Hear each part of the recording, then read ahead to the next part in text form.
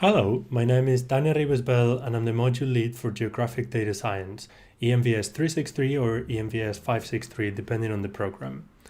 In this video I'm going to give you an introduction and an overview to the course so you can better get a sense of what the structure is and what the course is about, but also I'm going to talk a little bit about what makes this course different. There's several elements in this course that are probably a bit foreign if you've been following a traditional course in the Department of Geography and Planning. And we're going to delve into those so you can know about them, but also because I think they'll make you a lot more excited about taking this course. So let's go and have a look at them one by one. And I'm going to start by talking about what this course is about. What is the structure? What are its main elements before moving on to assessment? So before anything, actually, I'm going to give you a self-quiz and I'm going to ask you to pause to read the questions and pause the video for 10-15 seconds, nothing more, and think through the answers. Okay, so here are the three questions for you. The first one is whether you've ever used data to make decisions in your life, whether this is deciding where to go, how to go somewhere, or making a different purchase that you were thinking, or how is data threaded into your everyday life. The second one is whether you've ever heard the term data science. And the third one is whether you've ever written at least a line of computer code, whether you've programmed. Okay, so I'll give you 10 seconds, pause this video, have a think about it, and then we'll pick it up again. All right, hopefully you've spent some time already thinking about this. Why did I want to start with this quiz? Because I think it gets at the essence really of what, or a lot of the essence of what this course is about. So let's get a bit more and let's talk about the philosophy. What do I mean by the philosophy? What is the general approach that I've taken when designing this course? You can do this course in many different ways and I've picked one. So let me give you exactly which one that is. The first one is this idea of using lots of methods and techniques. So this course is almost, I think of it almost as a window into a lot of different techniques that you can use to make sense of data, in particular of spatial data. Now, we only have 10 weeks, or we only have one semester, and we could spend an entire degree probably talking about geographic data science. So that means that I had to make choices into how many techniques we see and how much in depth we see them.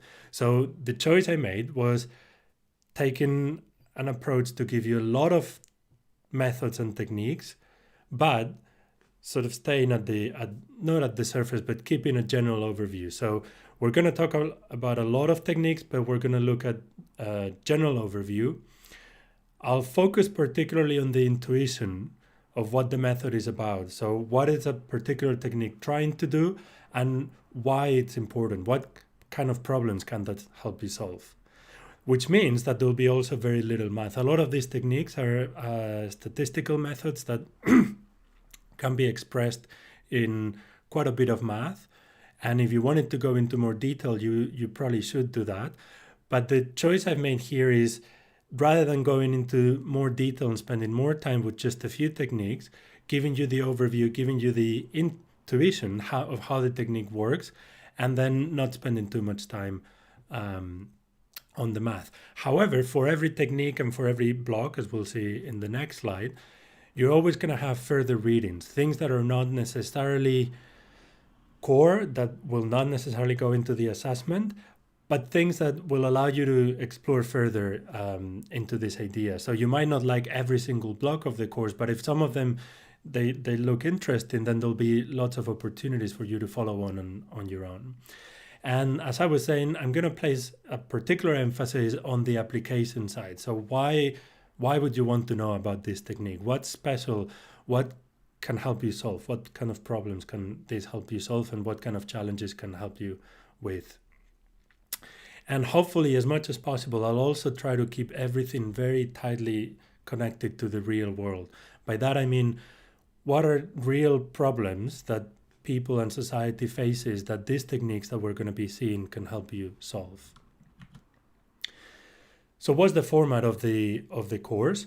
It has 8 blocks, which roughly are aligned with weeks, but as you'll see in a second, it's up to you how you want to structure it. So you're going to have 8 blocks. Each block will have 3 main components.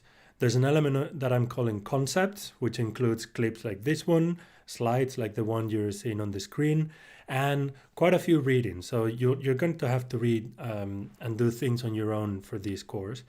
That's the first block, concepts. The second one is what I'm calling hands-on. And in this one, the idea is material that is mostly for you to consume, not passively, but it's for you to consume, mostly read. That what it does is taking the concepts and translates them into a practical context. And I'll tell you a little bit more about what that's going to look like in a couple of slides. But mostly it's going to be materials that discuss the concepts we've seen in the context of applying them on your own. And then finally, so concepts and hands-on are the elements that will give you knowledge, so to speak, or it'll sort of teach you things. The really important part of each block is the final one, actually, what I'm calling DIY or do it yourself. This is a section where for every block, you're going to have several tasks that you will have to complete. So it's almost like a challenge. Every block is going to have its own challenges. And what those challenges are going to require is demonstrate that you've understood the concepts, but also that you know how to translate them into an applied way. So all of the tasks, or almost all of them, will be applied, but will require you to know the concepts, obviously. Okay, so this is the block. This is one block. There's 8 like those. What are those about? They're broadly split into 2 main chunks. The first one covers blocks from A. I'm giving them letters, not to confuse them with the number of the week. So blocks A to C are all about the big picture, right? It's about what is the context that gave rise to this course? Why did I decide to reshape a traditional GIS course into something that's quite different? And what is the societal backdrop against which this course I think is useful? So that's on the concepts part. That will come mostly through the concepts part.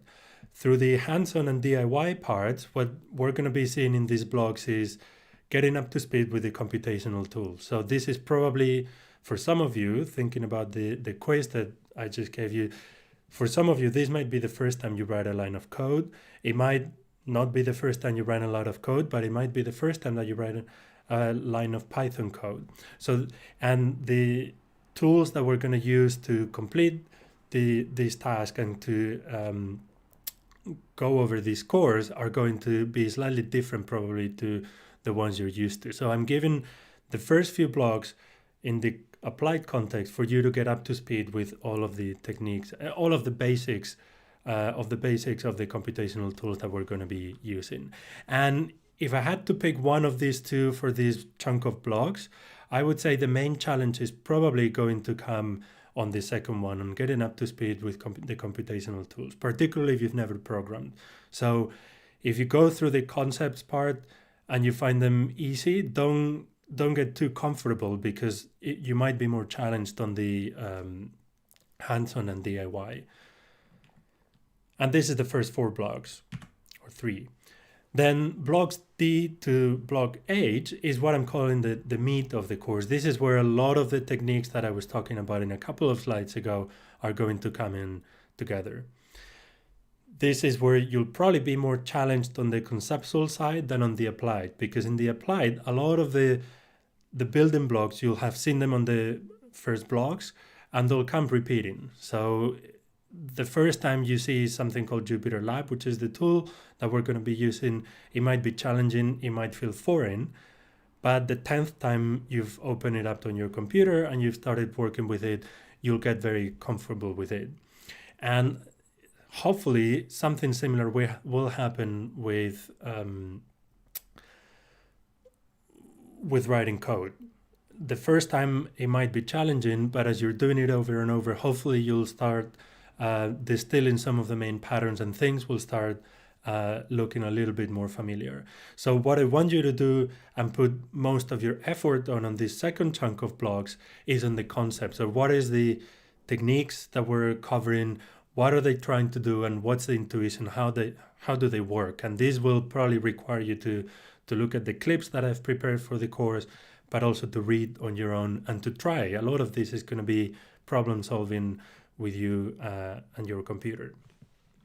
And then the final part of the course, the rest until the semester is over, is going to be focused on two things. One, on catching up. As I said, every block is not necessarily designed for a single week. Some of them are a bit shorter and some of them are a bit longer. So if by the time that you would have had one block per week, you're not fully done, that's absolutely fine. You can catch up. There's plenty of time for that. And then the other part that the rest of the course is going to be used for is preparing an awesome computational essay. And that has to do with the assessment. So we'll talk about that a little later on this video. Let's move on to logistics. This is one of the elements where this course is probably going to feel a little bit different from what you're used to. I mean, arguably a lot of things are going to feel a little different from what you're used to this term. But in this context, one of the differences is that this course, the core materials, so of course we'll have a Canvas site set up, and I'll be using that to communicate, but all of the materials, so slides, concepts, pages, hands-on sessions, and the DIY, all of the stuff that you're going to need to follow this course interactively is available on the website that you see on the screen. So this is something that I've been doing for 5 years on this course, and that every year consistently picks up beneficial comments from students on the evaluation. So I think you'll really like it. Another logistic aspect that is probably slightly different to what you're used to is that we're going to coordinate a lot of the interaction on this course through something called Microsoft Teams. So you can find more information about this on Canvas, and maybe you're familiar already with it, but this is going to be the central hub, if you want, for communication and collaboration with me, with the demonstrators that are going to help me on the practical aspects of this course, but also among all of the students. And this is something that I'm very keen on promoting, and also that based on past years, students really appreciate that. In the beginning, it's mostly a one-directional communication from the student to me, but by the end of the course, students realize that collaboration is very, very helpful and end up using Teams much more as a tool for collaborating among themselves. And I would be super thrilled if this year was like that as well. So look out for more information, how to sign up and how to participate on Teams on Canvas. And then another aspect that makes this course probably slightly different to what you're used to is that it features quite importantly this idea of code. Why? Well, there's a lot of reasons. Here's a really good video that I think exemplifies why I think a course like this should be taught with a lot of code. In the video, you can replay it and you can go to the website and find it again. But the idea of the video is showing how a lot of the activities that historically we've done offline, what we would say in an analog mode, have little by little been being converted into digital activities. So while you might be used to, well, you probably weren't, but while in the old days we used to write things on paper, now we write it on the computer. While we used to look up things on an actual dictionary, we now look it up on Wikipedia. While we used to take pictures with an analog camera and then develop them, now we take them on our phone and edit them on our computer. And every time we're doing anything digital, I'm going to pause this. Anytime we do something that's mediated through a computer, effectively what we're doing is relying on computer code. And the analogy that I always make here is that this is a little bit like driving a car. You probably don't need to know all of the details of the mechanics of your car. You don't need to know how to build your car, how to build an engine, how the details of the engine works. but you need to know how to drive, right? And that's a skill that takes some mastering before you can actually go out in the streets without doing any damage. This analogy is basically what I think we should all be thinking about when we think about interacting with computers. You don't need to know all of the details of how the microchips that make up your computer work, but it is very useful to know a little bit about what is the lingua franca that a computer uses to do things, and this is computer code. So the type of programming that we're going to learn is much more akin learning to drive a car than learning to the physics of a car engine. So it's high level, but I think it's incredibly powerful to let you do things with your computer that you couldn't do in other ways. How are we going to do this learning of code? We're going to do it. We're going to do it with a programming language called Python. I'll let you a bit more time to pause the video if you want and look at the joke there. But what is Python? Well, it's a general purpose programming language. What does this mean? It means that it was originally designed as a general purpose programming language, which means that it was designed to complete pretty much any action that a computer could do. And that means that with Python, you can build a website, or you can build a desktop application, or you can build what we will call a data science pipeline. You can write code that does things to data and that lets you learn about data.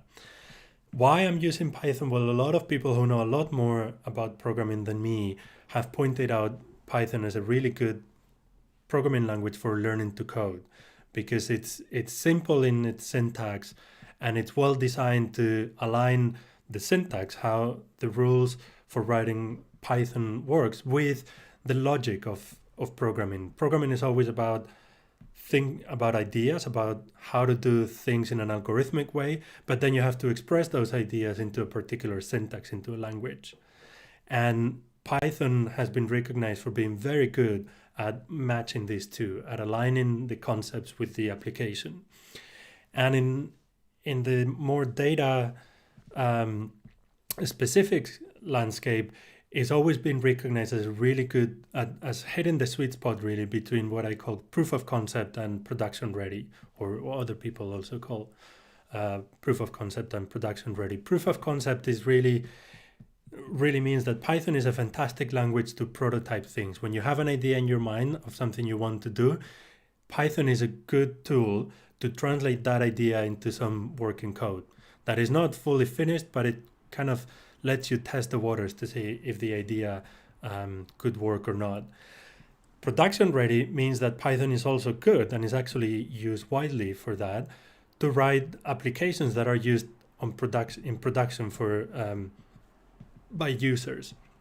So, for example, you might have heard of a program called Dropbox, of a service called Dropbox. A lot of the code that makes Dropbox is written in Python. So, if it's good enough for Dropbox, it's probably good enough for almost any production-ready type of operation.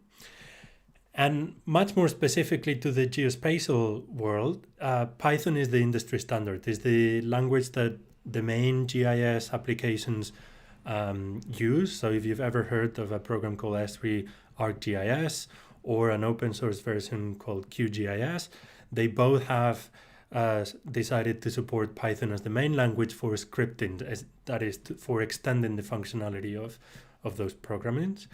And it's also the main, I would say, it's the main language for the emerging data science field. So companies like Google, Facebook, Amazon, Netflix, all of them use Python on their day-to-day operations, both to analyze data, but also to build the systems that, for example, recommend you a new film on Netflix, or that recommends you a new purchase on Amazon. It's used extensively by companies like the New York Times, which does a lot of data work, and even agencies like NASA control satellites with Python. So this is to say that if you learn Python throughout this course, you will be able to use it for the applications that we see in this course, which is a very good tool. But also it's going to hopefully widen your views, and it's going to give you skills that you could then easily transfer into other very employable areas of work. Okay, so that's about Python. Now let's talk a little bit about how I'm thinking you should be following this course, and how I've designed this course to be followed, right? And this is also another element where I think the course is quite unique compared to other more traditional courses. The key thing is that you should prepare and you should do your homework. And probably this is true. I know this is true for all of the courses, but even much more so for this one. This is what it's called a flipped class. You might have heard of this term, or you might have not. It's a pedagogical term that's used for courses where the main emphasis on learning is shifted from the instructor, that is from me, onto the student. And this means that the course is designed and is built around yourself rather than around me communicating things to you. Of course, I am going to be here communicating things, but the center of the course and the center of the learning is designed to be you. And I always use this analogy of the gym because I think it's very, very apt. I think this course, and to some extent I think a lot of universities, but in particular this course is like a gym. It's like a good gym. You can pay the subscription, but that's not going to get you fit. What will get you fit is paying the subscription and going to the gym every week, often, and working hard on it. So in the context of this course, just by signing up for the course, you're not going to learn. You will learn only if you fully immerse yourself into the course, follow the materials, and take the lead. That means that you'll probably run into a lot of questions, you'll have a lot of comments, and that's fantastic. So I've also designed a lot of mechanisms and a lot of channels for this course for you to ask questions, for you to provide feedback, and hopefully for you to get back answers and hopefully learn together. So this is the fact that you're at the center of the learning doesn't mean that you're going to be doing this on your own. Far from that, it's very much a collaborative endeavor. For that, as I was saying, the central hub for this course is going to be Teams. So please sign up early and use it as often as you can. Teams. You have to get on board with this.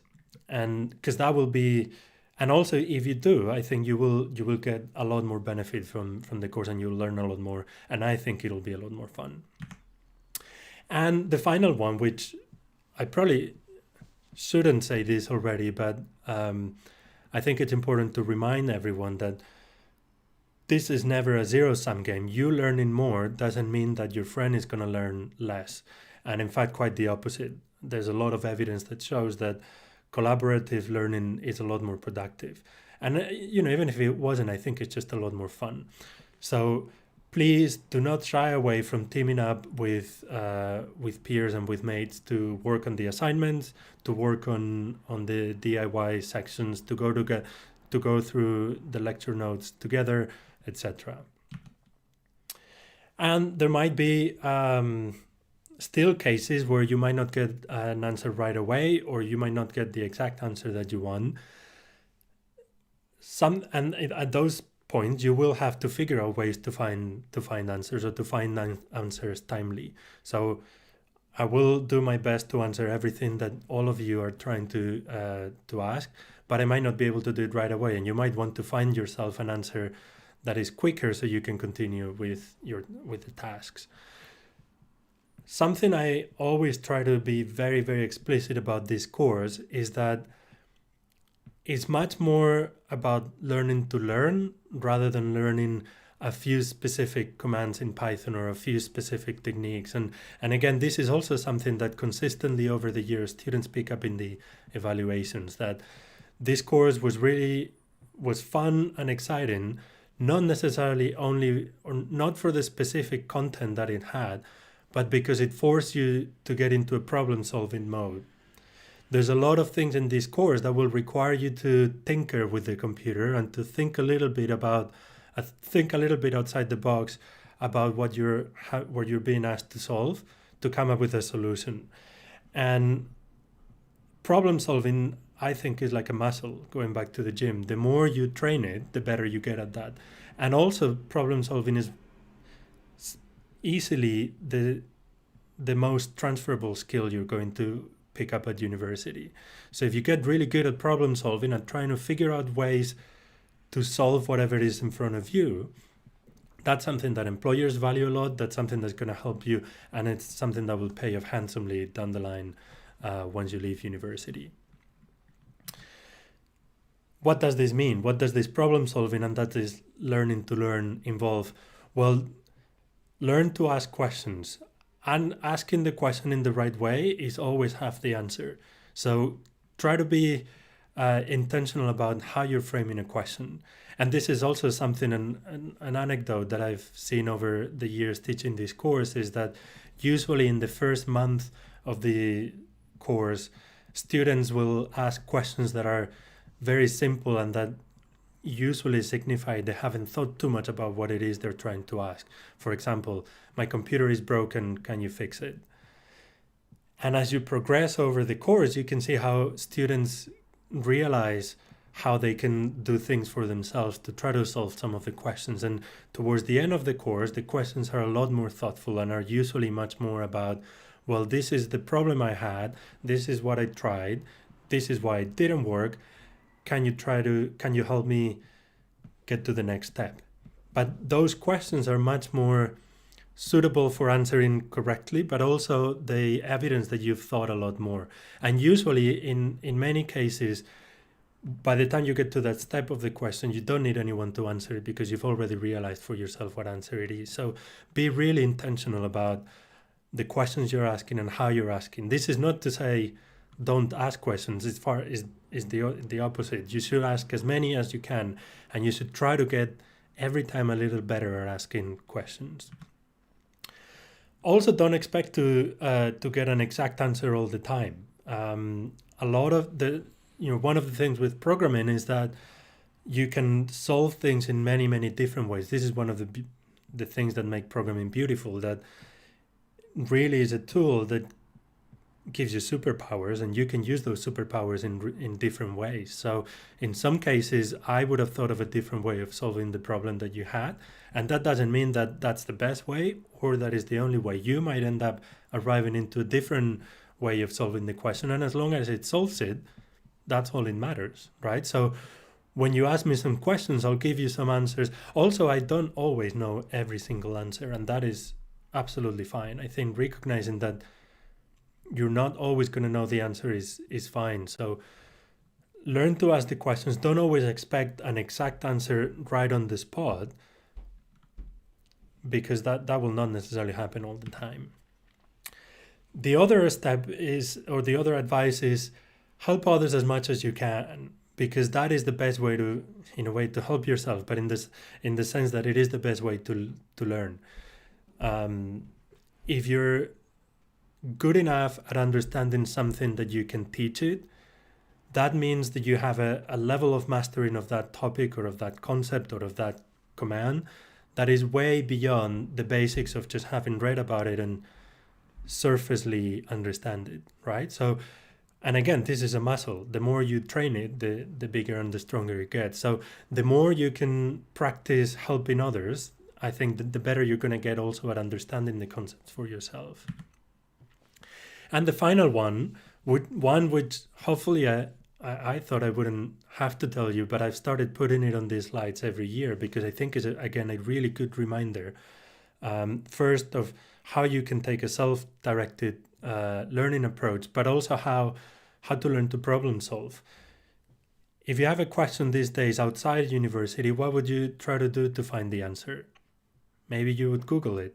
So why would you not apply that into this context? A lot of the answers, a lot of the questions that you'll have about programming in this course have other people have had them before, and other kind people have had them in the past, and they've been nice enough to go on the internet and write an answer. So if you can find it much more timely there, that why would you not use it?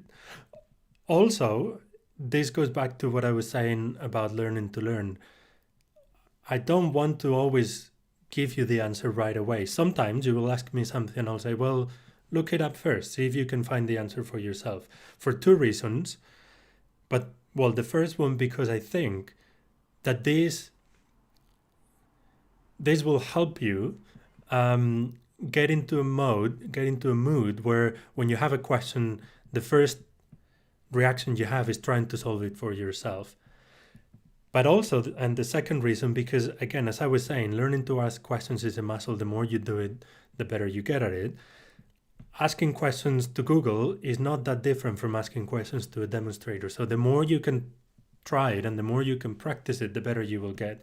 And again, this is, if this seems as an incentive, this is something that every year I see it very, very clearly with students. The type of searches and the type of problem solving the students do on the first month is very different from the ones they do 2 weeks before Christmas. By then, everyone is really attuned to trying to translate your problem into Google parlance or Stack Overflow parlance, which is something that you'll soon be introduced to when you start searching for programming questions on the internet. And this is a skill. So again, the more you do it, the better you get at it. So what is the workflow that I'm planning for this course and how I'm expecting you to follow the course? Again, another unique feature of how I've designed this curriculum. There's going to be two big sides of it. One is before the lab and the other one is during the lab. The main point of contact this semester with me and with the demonstrator is going to be through the synchronous labs, so through the live labs that we're going to do together. That means that to make the most of them, you will have to do work on your own beforehand. So here's how I'm recommended that you do it. Before a lab, what I'm hoping you will do is go over the concepts and hands-on sections. These are parts of the course, parts of the material content that I've designed to be able to be followed entirely on your own. So you shouldn't need anyone to get started with them. They contain clips, they contain slides, they contain text that you can read. They refer you to other parts and other references to read through, and you should be able to do it on your own. So the first thing you need to do before we meet for the lab is go over the those two sections for the block that you're working on that week.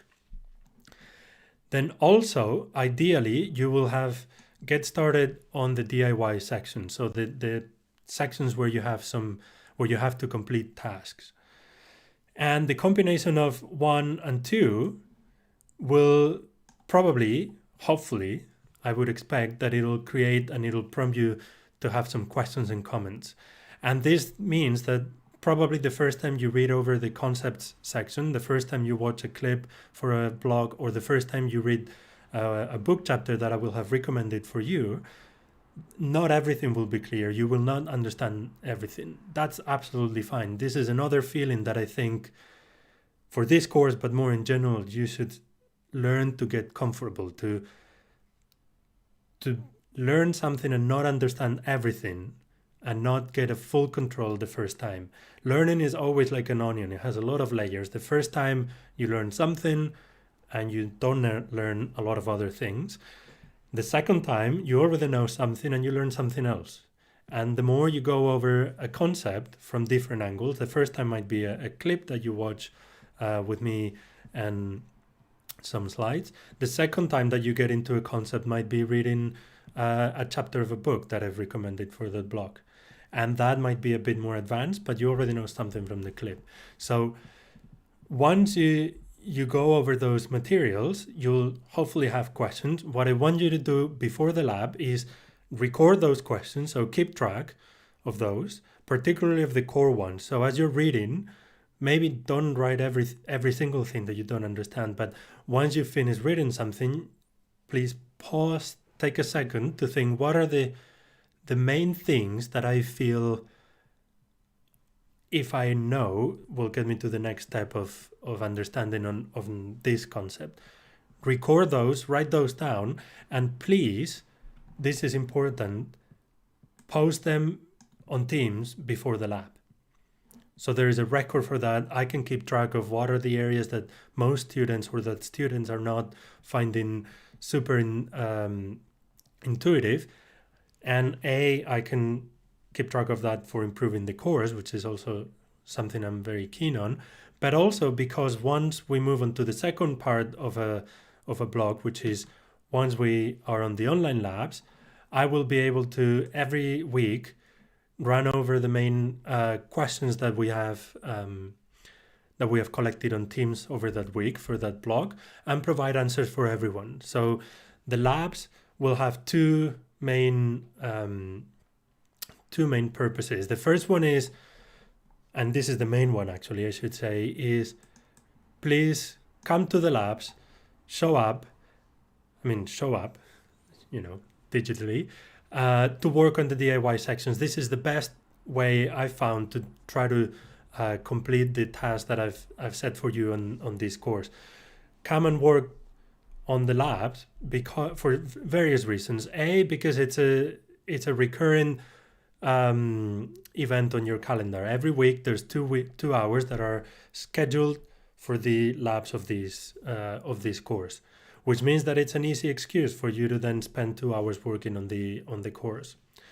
Second, because any problems that you're running into, you will be able to get direct support from me and from other demonstrators that will be there helping people out. Third, because you will find that those things that you've started trying to solve and seem impossible, well, you weren't the only one. Other people had those problems too. And also, it's a lot more fun if you try to solve them together. So I'm thinking and I'm preparing a lot of really exciting ways in which we're going to enact this collaboration online. And I'm really excited to see what you think about that. So please drop by to the lab sessions every week to work on your progress on the course. Okay. So that is everything I wanted to tell you about the course and about what the course is about and why it's unique. Now, the second part of this clip, I'm going to talk a little bit on this final part of this clip. I'm going to talk a little bit about assignments. This is not something that I'm super keen on and that I don't think is the most fun part of this course, but it's nevertheless, it's useful. We need to know how much you've learned when we get to Christmas. So this is what the assignment diet of this course looks like. There is 3 main components. One is 2 computer tests, one on week 5, one on week 10. The first one takes 20% of the final mark and the second one a little bit more, 25%. And I'll provide more details about the tests as we're approaching those dates. The second one, which is the main component, is what I'm calling computational essay. It happens at the very end of the course and it takes half the final mark. So it's a really important part of the assessment. It's equivalent to an essay of 2,500 words, although as we'll see, this is equivalent. It doesn't mean that you have to write 2,500 words. And it's written in a report style using a technology called the Jupyter Notebook, which we'll use extensively in this course. And you'll have to include code, figures, so maps that you make with your code, and text. So there's a narrative element, and there'll be a lot more information as we approach to the end of the course on how to complete this essay. What does a good computational essay look like? What are the tricks that you can keep in mind to make sure you get a good mark? So don't worry, there'll be a lot more support for that as we're moving on. And then the final one, even though it's actually the first one that you should start thinking about, is a 5% of the mark that goes into the discussion board. And this is 5% or 5 points that you will get simply for signing up on Teams and contributing into the discussion of Teams, that is asking a question or answering somebody else's question, or more generally participating. within the first month of the course. This is the important thing. And I'm doing this way because I've realized that by the time we're halfway through the course, everyone's realized that Teams is really useful and everyone gets on anyway. What I want to make sure is that everyone realizes how useful it is and gets up to speed with Teams as soon as possible. So for that, I'm making sure that you get 5 points if you engage with Teams within the first month of the course. And then a final note, just you probably are not thinking about that just yet, but I want to lay out all of the rules of the game from the very beginning.